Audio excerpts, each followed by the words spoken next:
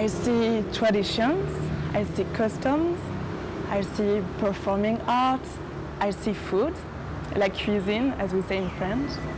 I see a lot of things. Cultural heritage is everything that's ever influenced an individual or a group of people or a place. It's kind of like, if you imagine the cross-section of a tree and the growth rings, it's your life story and everyone else's life stories. Cultural heritage is the way we perceive, interpret and relate ourselves to something, both in tangible and intangible form, as worth remembering and worth taking care of. It can be a text or a site or an artifact, and I think it has significance, and that can be historical or national, international.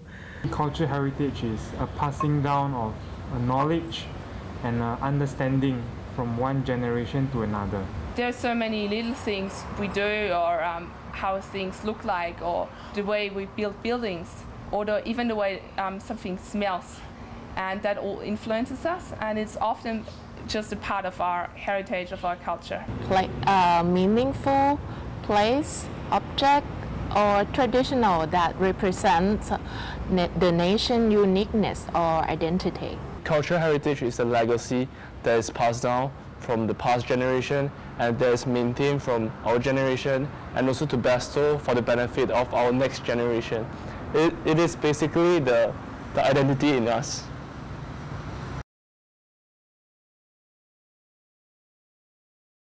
My hometown is Yogyakarta, the old traditional city in Indonesia.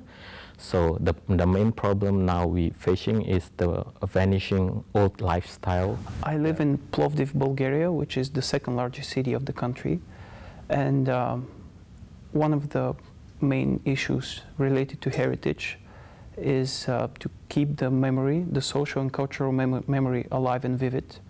Well, I live in Dublin, which is a big city. Ireland right now is feeling the worst of the economic downturn, so a lot of things have been pushed to the side, budgets have been cut, which for good reasons, obviously, but I think that if you leave it for too long, you take away from people the chance to kind of stay in touch with their heritage. In my home city, Riga, it's that, well, one thing is that there's always this contradiction between the so-called developers of the city and those who want to preserve the cultural heritage. In a city like Yangon, more of the colonial buildings are torn down and replaced by new modernized ones because the population increased drastically. We are a fast developing nation, so we have a capitalistic outlook to our future. I live in Prague, which is a capital of Czech Republic, and this city is very rich in cultural heritage. But I think the problem is that there are sites which are so attractive for the tourists that they are already overcrowded. Heritage is now being used to boost economy via tourism. So there's this danger of using it as a way to communicate with international community as opposed to finding the complexities within the societies that generate them. I think that one of the most urgent situations currently in Vietnam is that people are lack of recognition and awareness about cultural heritage. Basically, there's a tension between this idea of city as economical resource and the city as cultural heritage and as a friendly city where people can live. So there's basically a need to invest more in the cultural resources and the creative resources that a city has. These days we have a lot of many Southeast Asians coming to work in Korea. So I think it is really important to make room for them so that they can share their own cultures from their own countries and create a new culture in Korean society. When we learn about our own heritage, we learn about ourselves, but when we discover our shared heritage, it helps us understand one another. It helps us to become more humble and remind us that who we are and where we came from, what our roots, and it helps us to understand each other better. Education and media is a very big role, plays a big part in cultural heritage. So for example, when Michael Jackson passed away, I think we all felt that a part of our heritage had sort of gone. The habit of drinking coffee.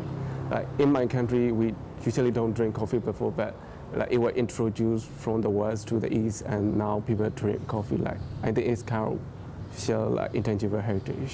Through the ASEF University, and especially a site visit at the ASEF, we experienced lots of various examples of a shared heritage in Malaysia. At the excavation site, people were really curious to find out what their name is in other languages.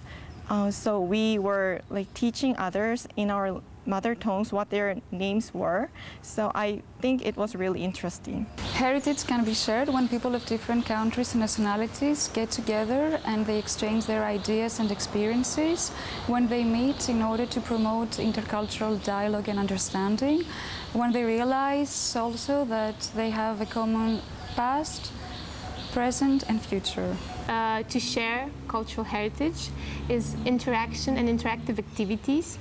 I think heritage is usually seen as this sort of boring topic that young people usually can't relate to. So I think the ideal would be to integrate more non-formal education activities and more artistic projects, which translate into a different way of presenting heritage that young people can actually relate to.